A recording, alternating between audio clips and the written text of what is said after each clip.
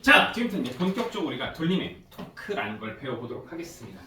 이게 예전에는요, 아주 먼 옛날에는 대학교 때만 배웠다가 이제 물리학으로 내려왔어요. 그래서 이제 물리학으로 내려온 지 좀 오래됐는데 이게 또 되게 어려운 물 1에 있다가 물 2에 있다가 다시 내려온 거라 생각보다 어렵습니다. 개념은 되게 쉬워. 개념은 정말 쉽거든. 근데 문제가 좀 어렵습니다. 자, 보죠. 일단은 우리가 돌림 힘이라고 표현을 하고요. 돌림 힘이라고 하고 우리가 이제 그 그리스 알파벳에 T에 대응되는 타우로 표현해. 타우. 이거는 뭐죠? J. 이거는 뭐야? 타우라고 해요. 그래서 돌림 힘은 우리가 이제 편의상 이렇게도 표현을 합니다. TORQUE라고 해서 토크라고 하는데 편의상 우리는 그냥 토크라고 하면 토크라고 표현해요. 그래서 돌림힘 또는 토크라고 표현합니다. 자, 이 돌림이라는 거 어떤 물체에 힘이 작용했을 때 그 보통 힘은 물체 운동 상태를 바꾼댔죠, 그렇죠? 힘에 의해서 일반적으로 이 힘을 준 물체가 이렇게 움직이는 가속도 운동을 하는 경우도 있고 모양이나 운동 상태가 바뀌는 경우도 있지만 어떤 회전축에 고정된 물체는 힘이 작용하면 회전해 버립니다. 자, 볼게요. 우리가 저 문 어떻게 열고 들어왔어요? 이런 문, 이렇게 회전하면서 열리는 문을 뭐라고 그래? 여닫이 문이라고 하지, 그치? 이런 창문은 무슨 창문이라고? 미닫이 문이라고 한단 말이야. 우리가 저런 여닫이 문을 열 때, 자, 이 문이라고 해볼게. 문의 회전축이고요. 문 손잡이가 여기 딱 해봅시다. 여기 이제 손잡이가 양쪽에 이렇게 있겠죠. 이렇게. 그랬을 때 만약에 내가 요 손잡이를 비스듬하게 당긴 거야. 비스듬하게 여기를 잡아당겼어. 여기에 힘을 이렇게 F라는 힘을 줬대. 그러면 비스듬히 작용한 힘은 상황에 따라 그 실제 효과를 확인하기 위해서 X, Y로 분해할 수 있어야 된댔죠, 그렇죠? 자, 분해해 봅시다. X축으로 분해했을 때 이 힘을 뭐라고 할까? 세타라고 하면 F의 코사인 세타가 되고요. 얘 Y축으로 작용한 힘이 어떻게 얘가 F의 사인 세타가 됩니다. 이건 이해되시나요? 아까 했던 F 사인 코사인 기억나시죠? 자, 그럼 질문. 여기가 회전축이야. 회전축 고정되어 있는 회전축입니다. 그리고 얘는 지금 여기서 뭐 이런 식으로 시계나 반시계로 회전할 수 있는 구조의 문이야. 그럼 질문. 이 F 코사인 세타라는 힘은 이 물체를 움직이게 할까요? 얘가 고정되어 있기 때문에 얘가 부러져서 뜯어져 나가지 않는 이상은 얘가 이쪽으로는 이동하지 않죠, 그렇지? 그러면 결국 이 비스듬에 작용한 힘은 이 당기는 힘과 여기서 버티는 힘의 반작용으로 상쇄돼 버리니까 사라지고, 그러면 이 물체 운동에 실제 직접적으로 관여한 힘은 얘가 되는 겁니다. 그럼 얘는 어떻게 회전축으로부터 거리가 20R만큼 떨어져 있다면 F 사인 세타와 R만큼의 곱으로 얘를 반시계 방향으로 회전시키는 회전 능력이 만들어져요. 그래서 어떤 물체에 힘이 작용했을 때 회전하는 회전 능력, 회전력을 우리가 돌림힘 또는 토크라고 표현합니다. 자, 이때 돌림힘의 크기 타오는 우리가 힘과 어떤 힘, 비스듬히 작용했을 때 그 힘의 실제 회전과 관련된 방향의 힘은 사인 성분의 힘이죠. 그래서 F 사인 세타 곱하기 회전축으로부터 회전팔의 길이라고 하고 또는 회전축으로부터 힘이 작용하고 있는 거리를 그냥 길이라고 하거든. 그래서 회전팔의 길이 또는 거리의 곱에 비례합니다. 그래서 얘는 F 사인 세타 R인데 그런 법칙 성립함으로 사인을 뒤로 빼줘서 FR 사인 세타로 표현합니다. 이거를 사인 세타를 웬만하면 잘 안 쓰는데 가끔 이제 비스듬하게 작용하는 상황은 그걸 쓸 수 있으셔야 돼요. 자, 단위는 뭘 쓰냐면 자, 돌림힘. 자, 돌림힘은 무엇과 무엇의 곱이다? 힘과 단순하게 회전팔의 거리, 회전팔로부터의 회전축으로부터 힘이 작용한 곳의 길이의 곱으로 표현을 합니다. 그러면 힘과 길이의 곱이기 때문에 단위는 뭘 써? 뉴턴과 미터의 조합으로 뉴턴 미터 씁니다. 참고로 뉴턴 미터 쓰는 애 또 뭐가 있죠? 1. 우리가 1은 어떻게 표현해? W는 FS 코사인 세타로 표현하거든. 그래서 얘는 단위는 제임스 줄의 업적을 빌려 줄을 써요. 또는 뉴턴 미터도 써. 근데 잘 들어. 얘는 뉴턴 미터 줄을 다 쓸 수 있지만 얘는 줄을 쓰지 않습니다. 못 써요. 왜? 왜냐하면 봐봐. 우리가 벡터라는 건 크기뿐만 아니라 방향까지 같아야 같은 벡터가 되는 겁니다. 이때 1과 돌림힘은 서로 방향이 다르게 작용하는 방향이 다른 서로 벡터와 벡터의 조합이에요. 그래서 그 결과가 방향이 달라지기 때문에 크기가 같아도 실제 효과가 달라. 그러므로 둘은 같은 물리량이 아니기 때문에 같은 단위를 쓰지 않는 겁니다. 그러니까 얘는 이걸 둘 다 쓸 수는 있지만 보통은 1은 줄 위주로 쓰고 토크는 돌림힘은 뉴턴 미터로 씁니다. 이해되시죠? 다른 거야. 그냥 작용하는 방향이 달라서. 이거 수학적으로는 벡터와 벡터의 곱이 스칼라가 나와. 벡터의 외적이라고 하고 벡터와 벡터의 곱이 벡터가 나와. 벡터의 외적이라고 돼요. TMI야. 몰라도 돼요. 자, 물론은 물체를 회전시키는 그 회전 능력 자체는 뭐 힘과 회전축으로부터 거리에 비례하게 됩니다. 예를 들어 병뚜껑을 따고 싶은데 잘 안 따져. 내가 잘 못 따고 있으니까 옆에 있는 애가 야 그것도 못 따냐고 자기가 따주겠대. 따! 그럼 질문. 이 병뚜껑을 돌려 회전시켜서 딸 수 있는 토크는 나보다 제가 더 셌던 이유는 뭐야? 뭐가 더 컸을까? 단순하게 힘이지. 힘이 더 크면 되는 거야. 힘이 더 크면. 자, 그러니까 당연히 힘이 크면 클수록 회전 능력, 돌림힘도 증가하게 됩니다. 자, 두 번째. 예를 들어 볼까? 내가 여기를 어떤 애가 여기를 당기고 있다. 이렇게 합시다.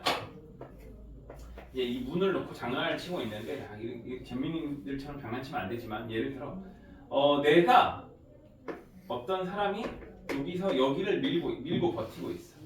근데 어떤 애가 여기를 밀었대. 그러면 누가 쉽게 버틸 수 있을까? 당연히 얘죠. 그치? 왜? 회전축으로부터 작용하는 힘이 더 긴 곳에 작용하고 있기 때문에 얘는 반시계 방향의 돌림이 강하게 작용할 거고 얘는 상대적으로 짧은 거리를 밀기 때문에 시계 방향의 돌림이 토크가 약하게 작용하고 있단 말이지. 우리가 보통 이런 것들 다 공구나 지뢰, 시소 이런 거와 관련이 있습니다. 자, 예를 들어 보겠습니다. 우리가 이렇게 생긴 이제 육각 볼트가 있고 얘를 이제 이렇게 회전시켜서 조일 거야. 이렇게 돼 있고 내가 얘를 시계 방향으로 회전하면 이게 이제 그 오르나사의 법칙이라고 해서 이렇게 엄지손가락 방향으로 진행하면서 조여지거든. 그럼 이거를 조일 수 있는 공구를 우리가 뭐라 스패너라고 해요. 이렇게 스패너가 있고 이렇게 있다고 할게.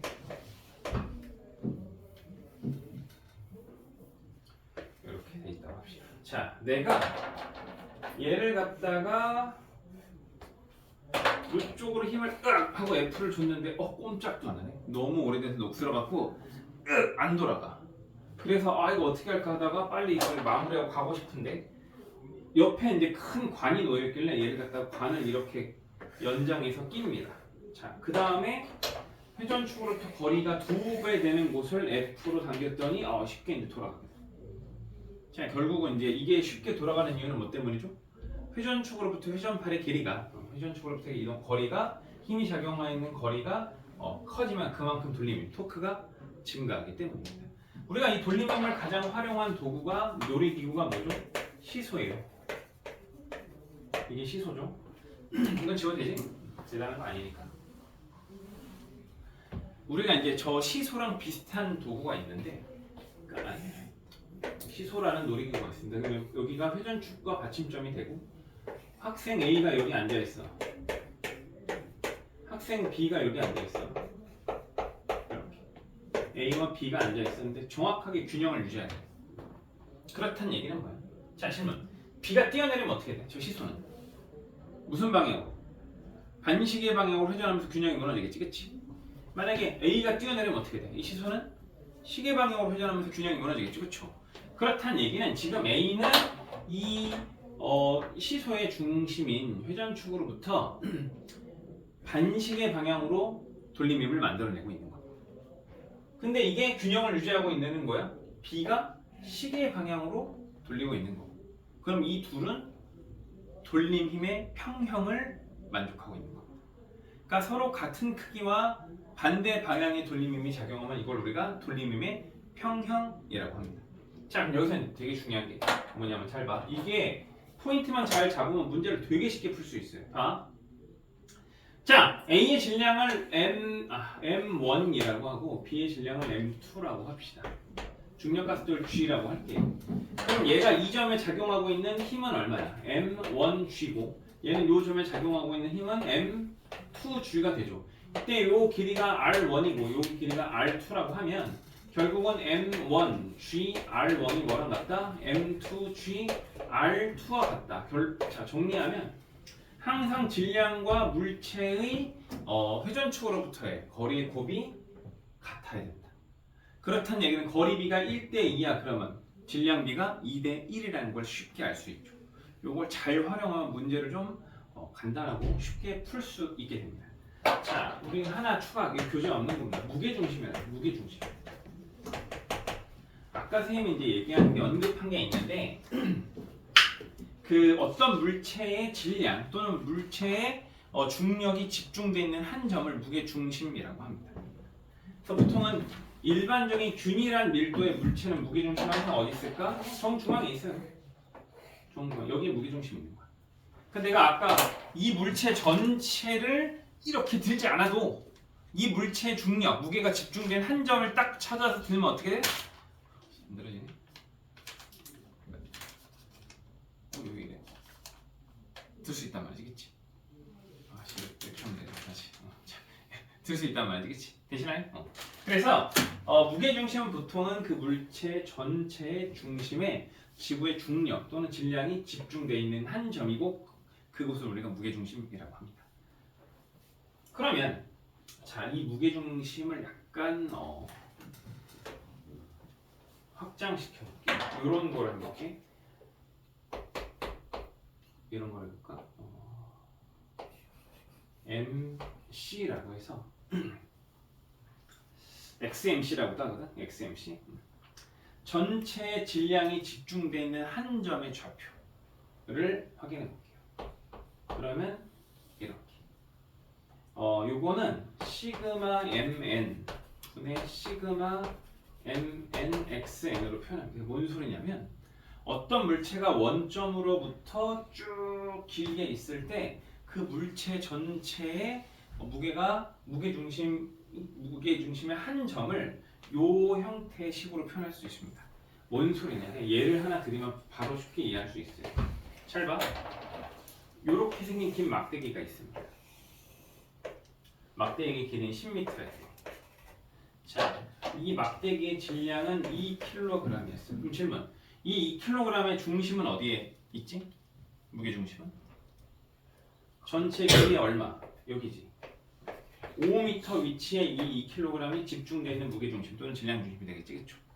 여기에 내가 이렇게 A 1m 위치에 질량이 3kg인 A를 하나 두고 그 다음에 여기에다가는 6m 위치에 질량이 5kg 하면 끝나네. 4kg. 이 물체 B를 하나 두고 그 다음에 이 끝자락에다가 이렇게 C를 질량이 1kg인 C를 하나 이렇게 넣었어요. 그리고 이 바닥에 있는 밑판에 있는 긴 물체를 D라고 해봅시다. 그럼 이거는 마치 뭐랑 같냐면 우리가 밖에서 볼 때는 4개의 물체가 놓여 있는 것처럼 보이잖아, 그렇지? 근데 이걸 만약에 여기다 끌어올릴게요. 하나의 물체로 생각해 보자 이거지.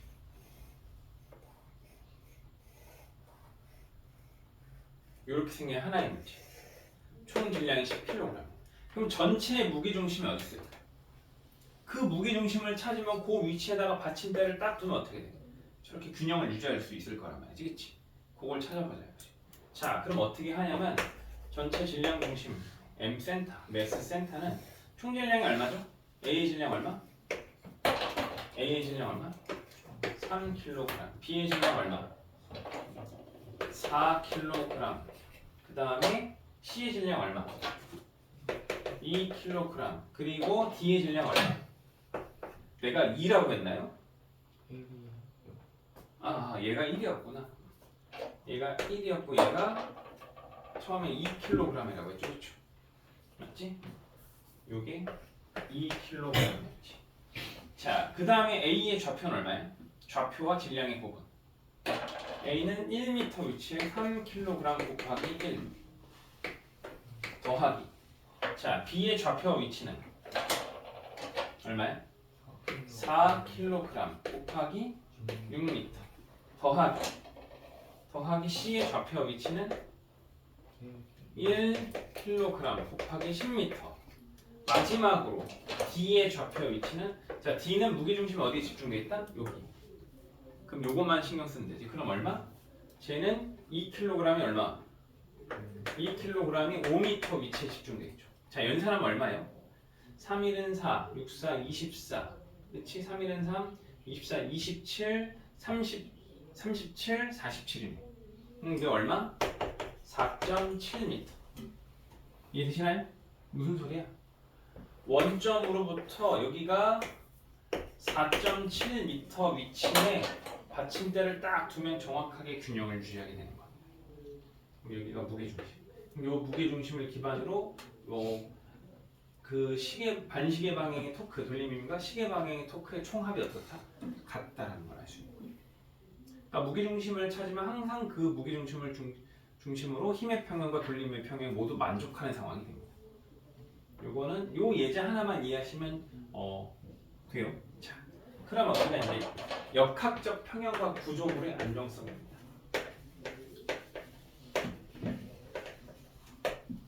자, 역학적 평형이라는 건 두 가지가 만족할 때, 첫 번째 힘의 평형, 두 번째 시그마 타우.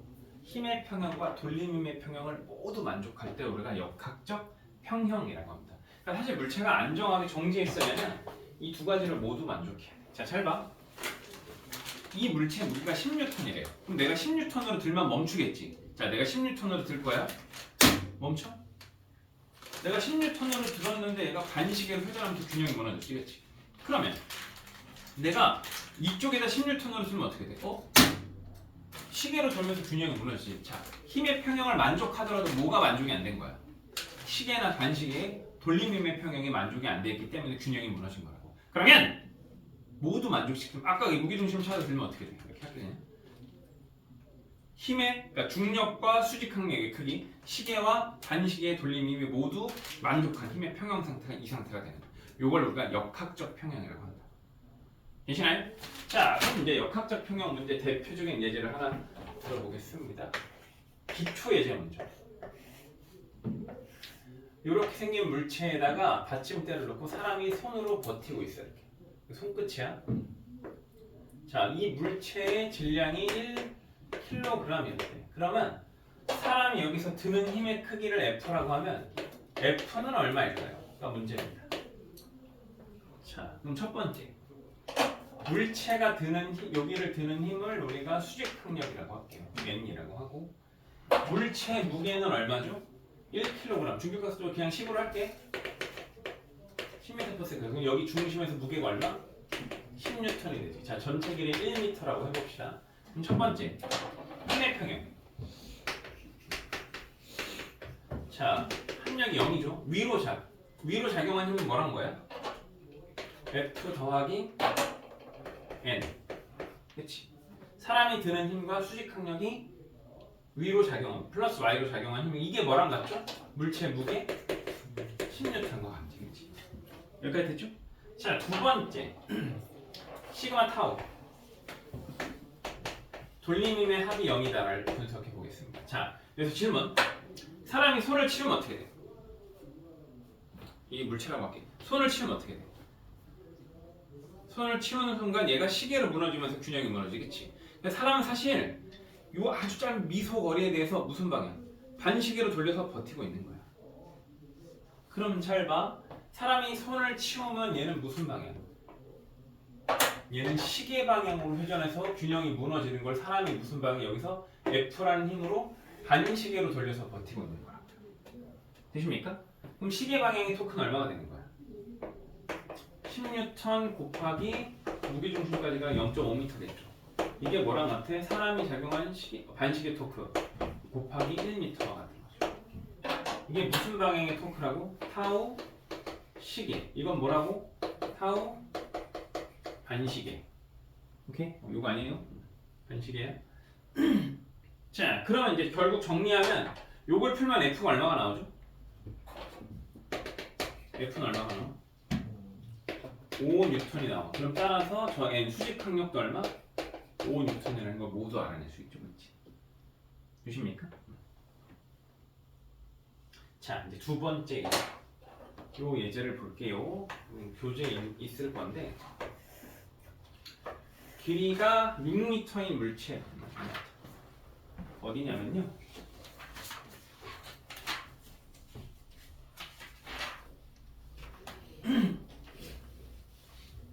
7점 염수 9페이지입니다. 6m 맞네요. 자, 6m인 물체 왼쪽 끝에 O라는 받침대와 오른쪽 쯤에 P라는 받침대를 매달았습니다. 이때 이 긴 막대의 무게는 3kg 30N이었고 이 작물체에 조그만 상자를 하나 더 얹었고 얘의 질량 2kg 무게는 20N이 됩니다. 자, 그럼 이 작용한 O가 받치는 힘과 P가 받치는 힘을 힘의 평형과 돌림의 평형을 이용해서 모두 확인해 보겠습니다. 자, 일단은 전체 길이가 6m니까 3kg의 물체 무게중심 어디 있어? 여기서부터 3m 떨어진 여기서 얼마? 30N이 집중이 돼 있겠지, 그쵸? 되시나요? 그 다음에 얘를 할게요. 자, 그러면 얘의 무게중심이 지금 어디에 집중돼 있었냐면 20N이고 요게 여기서부터 거리가 얼마야? 1m인가요? 1m 떨어져 있죠? 네. 1m 떨어져 있었죠? 이렇게.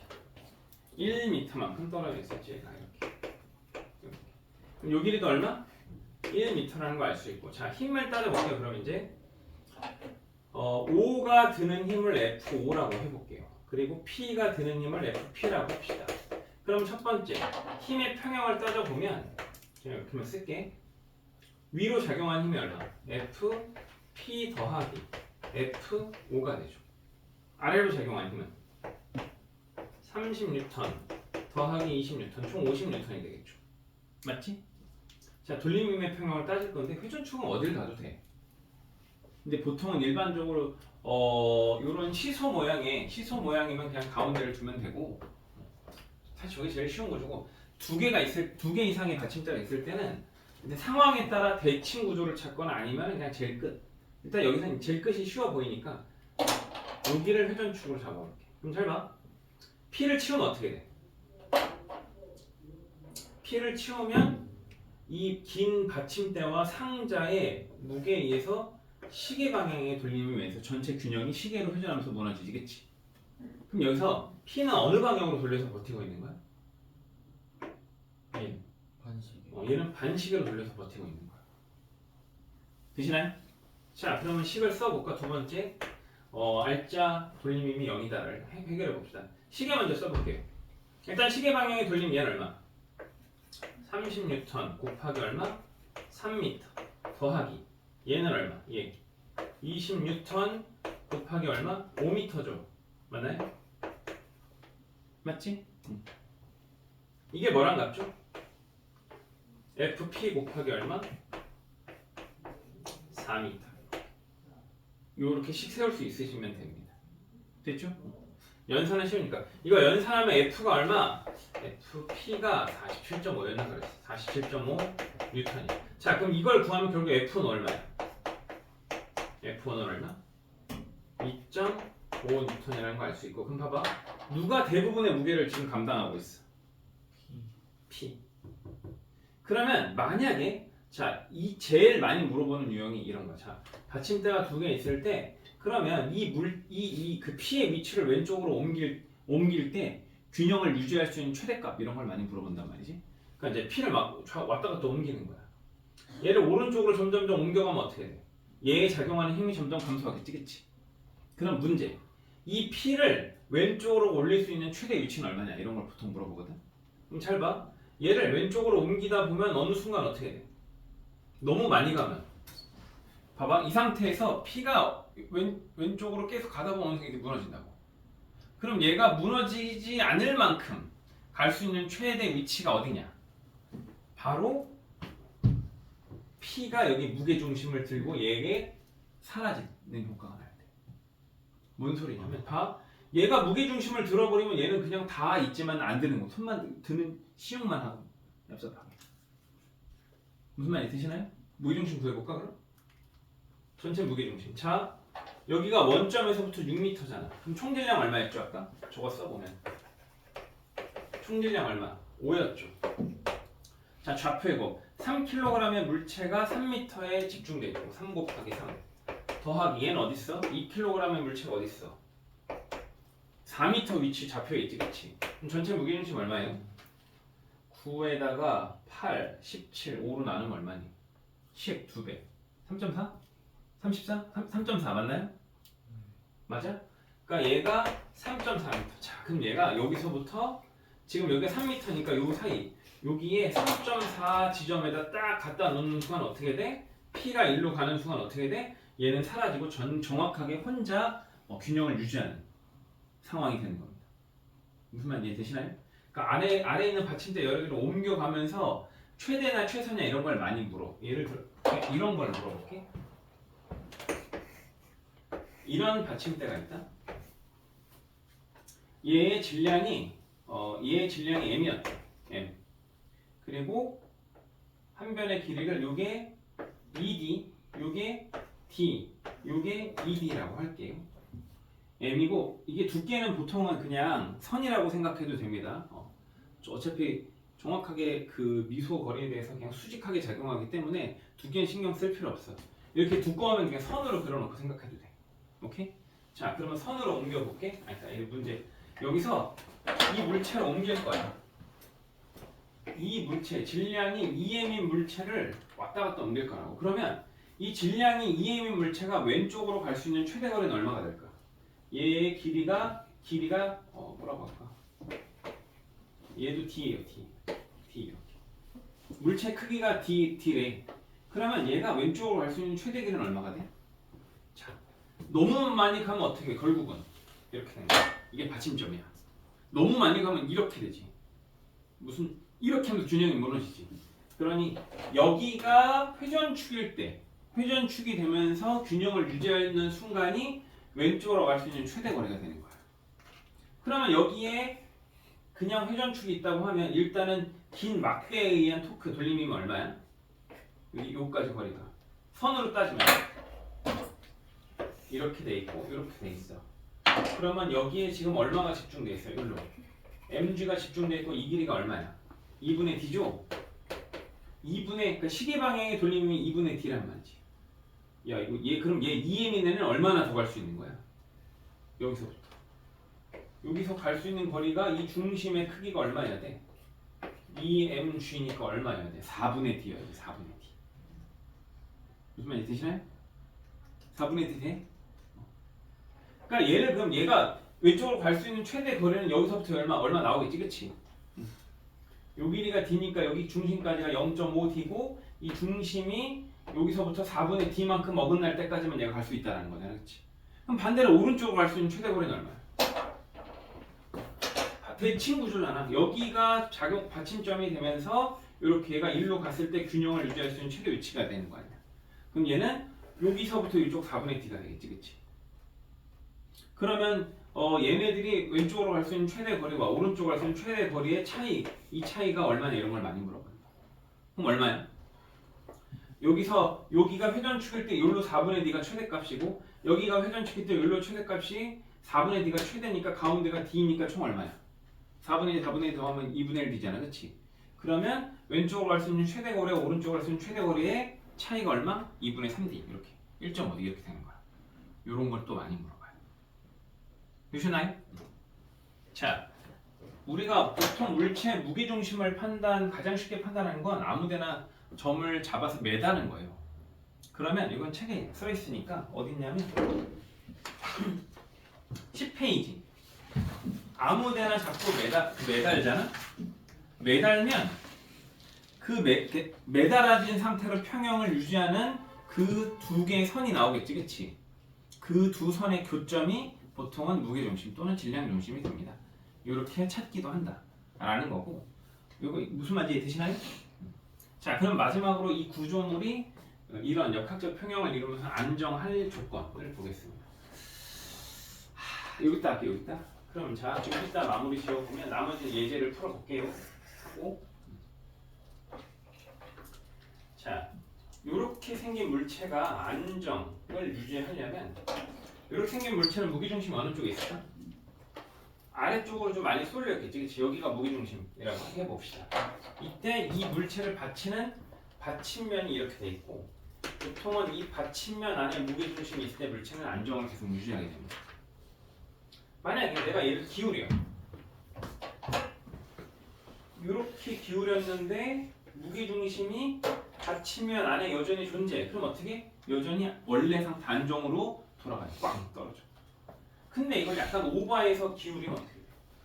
오버해서 기울여서 이 받침면 밖으로 무게중심 나가면 어떻게 돼? 이땐 균형이 무너져서 꽝 하고 전물이 붕괴된다. 전도된다고요. 전도. 오케이? 그러면 두 개의 구조를 볼게. 이렇게 생긴 상태와 동일한 애를 이렇게 놨을 때 누가 더 안정한 구조일까? 얘는 받침면이 좁고 무게중심은 되게 위에 있지. 그렇죠? 얘는 받침면은 넓고 무게중심은 되게 아래쪽에 있지, 그렇지? 그럼 그 구조물이 보통 안정적으로 유지를 잘 역학적 평형을 이루며 유지하려면 받침면은 어때야 돼? 넓을수록 유리하겠지. 무게중심은 낮을수록 유리하겠지. 운동선수들이 뭐 예를 들어서 그 스키나 스케이트보드나 스노우보드 탈 때 속도가 너무 빨라지면 어떻게 해? 낮춘다고. 왜? 무게중심을 낮춰야 어떻게 자기의 안정을 좀 더 쉽게 유지할 수 있겠지, 그렇지? 되십니까? 자, 그럼 이거 사진 한 방 찍고 이제 연습 문제 풀어봅시다. 사진 한 방 찍고 정리하시면 되고. 오, 선생님 잘 피해서 찍을 수 있죠?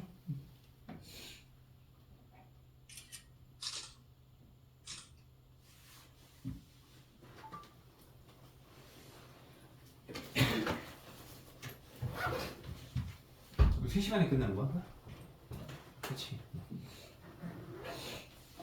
자, 그 선생님이 좀 그 자세히 길게 설명한 영상도 있고 요거 찍은 것도 있고 하니까 필요하면 선생님한테 얘기하시면 문자나 카톡으로 선생님이 그 링크 보내드릴 수 있으니까 그거 보셔도 되고 또 이제 그냥 자기가 딱히 안 봐도 되면 복습 열심히 하시고 문자나 카톡으로 이런 연습 문제 이런 거 질문하셔도 되고 또 쉬는 시간에 저기 또 다른 선생님들 많이 계시겠다 그 선생님들이 또 해결해 주실 수 있으니까 그렇게 해서 하시면 됩니다. 아셨죠? 자, 그러면 뭘 먼저 풀어볼까? 일단은 1번은 쉽잖아, 그치? 2번을 먼저 풀어볼까요? 2번을 먼저 풀어볼까요? 1번은 쉽고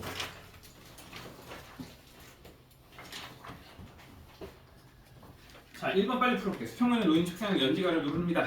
옳은 것은 그랬네요. 자, 정지했죠? 책에 작용한 알짜임은 얼마? 0. 맞지? 그냥 정지해 있으면 무조건 고민할 필요도 없이 일단 알짜임이 0이구나, 힘의 평형 상태구나 또는 역학적 평형 상태구나 라는 걸 생각하시면 됩니다. 그치? 자, 그러면 책상이 책을 떠받치는 힘의 크기는 중력과 같을까요? 자, 지금 책상이 책을 떠받치는 힘은 책의 무게에다가 사람이 손으로 누른 힘이 더해져 있는 상태지, 그치? 맞죠? 그러면은 아니겠지? 자, 손이 책을 누르는 힘과 책상이 책을 떠받치는 힘은 정반인가요? 손이 책을 누르는 힘의 반작용은 뭐야? 손이 책이 손을이지 주어 목적어 바꾸면 되잖아, 그치? 손이 책을 눌러 반작용은 책이 손을 밀거나 들겠지, 그치? 어렵지 않죠? 자, 2번 풀고 이제 바로 토크로 가볼게. 2번 저울에 놓인 문체 A, B가 정지해 있고요. 나는 A의 크기가 F인 힘을 연속으로 눌렀어. 자, 이때 저울에 측정된 힘의 크기가 나에서가 가의 2배였대. 나에서가 가의 2배였대. 자, 그러면 2번 가에서 저울의 크기는 뭐야? 저울이 눈금은 사실 뭐야? 수직항력이 표현되는 거지. N이라고 해볼게. 수직항력. 그치? 그러면 사실은 이 저울을 수직항력의 크기는 누구야? A와 B의 무엇과 같아? 너무 선생님이 정량적으로 푸는 것 같은데 요것만 그냥 그렇게 할게. 어렵지는 않으니까. 그럼 얘는 질량을 MA, B를 MB라고 하면 A와 B의 전체 무게는 얼마야? MAG 플러스 MBG가 되고 이게 N이란 말이지. 맞나요? 사실 이렇게 안 해도 되는데 그냥 일부러 우리가 정석적인 풀이도 한번 보시면 좋으니까. 자, 근데 두 번째 상황은 뭐였냐면 거울에다가 여기서 얘를 놓고 뭘 했어? F로 눌렀더니 여기에 수직 항력이 얼마가 찍혀있대? 2 라디안이 찍혀있대. 그렇다는 얘기는 뭐야? 그러면 MAG 더하기 MBG 더하기 F가 뭐랑 같다? 2 라디안이구나. 아, 2 라디안이라는 건 이퀄 5다? 저거의 2배. 2 MAG 플러스 2 MBG구나 라는 걸 알 수 있죠. 아, 그러면 결국은 F 이퀄 뭐구나? A와 B의 무게구나 라는 걸 알 수 있는 거죠. 주시나요? 요식 A와 B의 무게에다가 F를 더한 힘이 누구랑 같아? 이 N인데 이 N이 A와 B의 총 무게였단 말이지, 그치? 그러니까 여기에 눈금이 지금 A, B 전체 무게의 2배가 찍혀있다. 여기 만약에 10N 찍혀있고 여기 20N 찍혀있을 때 그러면은 얘네 전체 무게가 10인데 20이 찍혔다는 게 F 이퀄 10이고 A, B의 무게가 같다 이런 걸 판단할 수 있는 거죠. 여기까지 어렵지 않죠?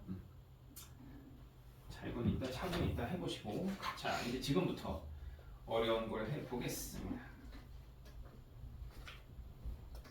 우리가 대칭 구조를 잘 쓰는 게 써야 되는 게 일단은 4, 5, 6을 한번 4번이랑 일단 쉬운 거 우리가 벡터 분해 먼저 해볼게요. 8번 먼저 볼까? 8번 일단 풀어드릴게. 자, 잘 봐. 이런 구조가 이제 뭐를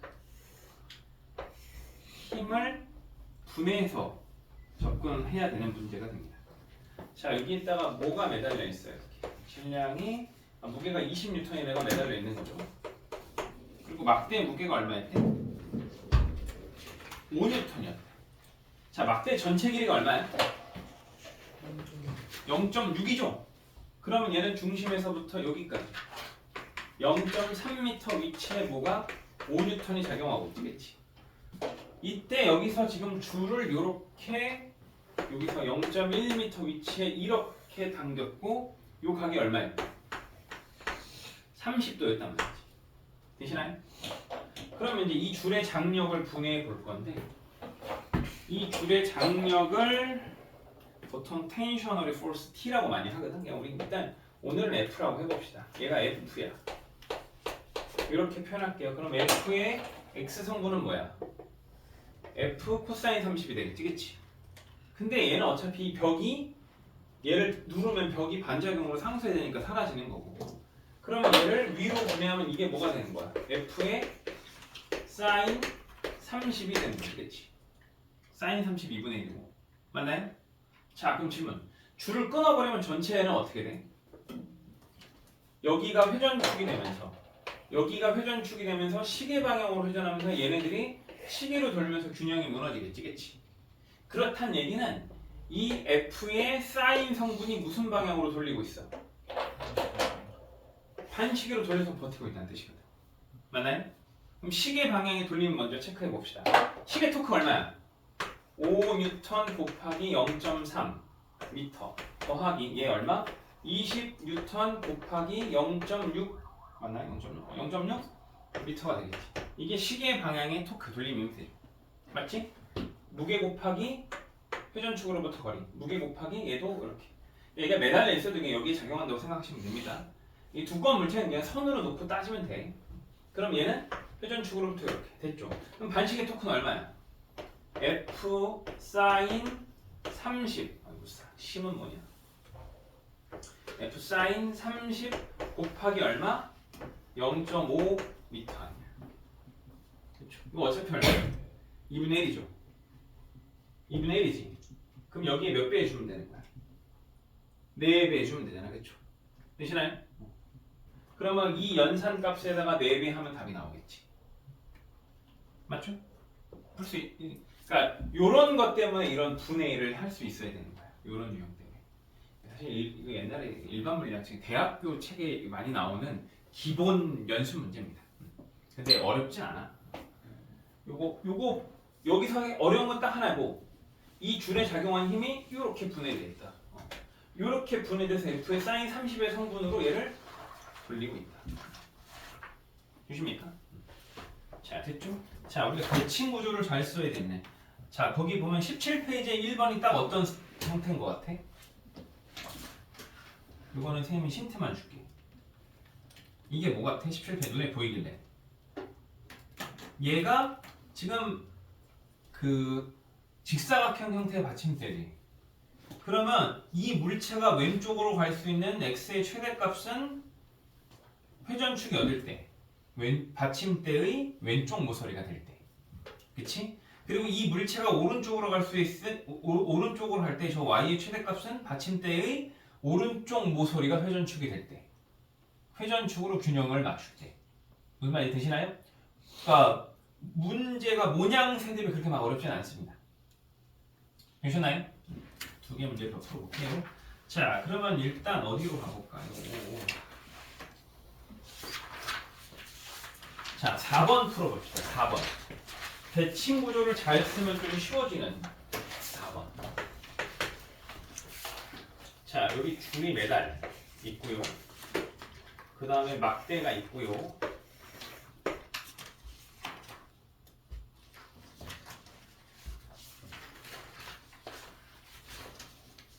자, 막대와 줄의 질량을 무시하는군요. 그럼 뭐만 따지면 돼? 모래 주머니의 질량과 위치만 판단하면 되지. 자, 이렇게 됐고 얘가 L이었고 그 다음에 얘가 3L이었고 얘가 다시 L이었대. 이렇게. 그리고 이제 여기에 A와 여기에 B가 매달려 있는 구조가 됩니다. 근데 A, B는 천제 12kg이고 얘는 7kg이었는데 14페이지입니다. 14페이지 4번. 아, 뒤로 넘어갔구나. 미안해. 자, 왼쪽에 14페이지입니다. 앞쪽에 14페이지. 자, 이런 구조. 여기서 이제 계속 모래가 떨어 나오는 거죠. 뭐라고 그랬냐면 같은 시간 동안 같은 양만큼 조금씩 똑같은 양이 떨어지고 있대. 그렇지? 풀 수 있는 방법은 되게 다양해요. 이 떨어지는 양을 다 m으로 잡으면 돼. 이렇게 m으로 잡고 풀면 되는데 뭐 여러 가지 방법이 있어. 여기 회전축으로 잡으면 어떻게 돼? 얘의 돌림과 얘의 돌림이 얘의 돌림과 갖다 놓고 풀면 되지, 그치? 맞나요? 뭐 얘의 회전축으로 넣으면 얘의 돌림과 얘의 돌림이 얘의 돌림 갖다 놓고 풀고 여러 가지 방법이 있는데, 자, 대칭 구조를 잘 쓰면 쉽게 두 개가 사라집니다. 자, 잘 봐. 여기서 줄의 정중앙이 어디야? 여기서부터 여기까지가 길이가 얼마야? 4L이죠. 그치? 맞아요? 4L이죠. 여기로 가자. 맞지? 그러면 전체 회전축을 이 둘의 중심으로 잡으면 어떻게 돼? 여기를 회전축으로 요 줄이 일로 당겨서 돌리는 돌림힘과 여기를 회전축으로 오른쪽 줄 일로 당겨서 돌리는 돌림힘이 어떻게 해? 평형이 되잖아. 그럼 뭐 평형이니까 좌변 우변에 써도 어차피 지워지지. 그럼 뭐만 따지면 돼? 여기서부터 얘의 돌림힘과 여기서부터 얘의 돌림힘만 따지면 되잖아. 되시나요? 그럼 좀 더 간결해지죠? 자, 그러면 얘의 어차피 중력가속도도 양변에서 어떻게 해? 정리가 돼요. 그럼 얘 질량 얼마야? 12 마이너스 떨어지는 양을 m이라고 할게요. m 곱하기 중력가속도 g이고 거리가 얼마야? 여기가 2L 부분이니까 L이죠. L이 뭐랑 같은 거야? 여기서부터 여기까지 거리가 얼마? 7 빼기 m g 그 다음 얼마? 3L이잖아. 그럼 어차피 양변의 g도 사라지고 l도 사라지니까 그냥 단순하게 정리가 된다. 그러니까 처음부터 쓸 때 양쪽에 l이 사라지는 조건이면 안 써도 돼. 그리고 얘도 어차피 또 동일한 중력이 G가 사라지는 조건이면 안 써도 돼. 그렇죠? 그럼 아예 처음부터 그냥 12-m은 뭐랑 같다? 7-m 전체의 3배야. 그럼 m이 얼마 나온 거야? 괜찮아요? 이런 게 대칭 구조를 잘 쓰면 문제가 쉽게 풀리는 구조가 됩니다. 됐죠? 자, 그 다음에 다음 장 넘어갈게요.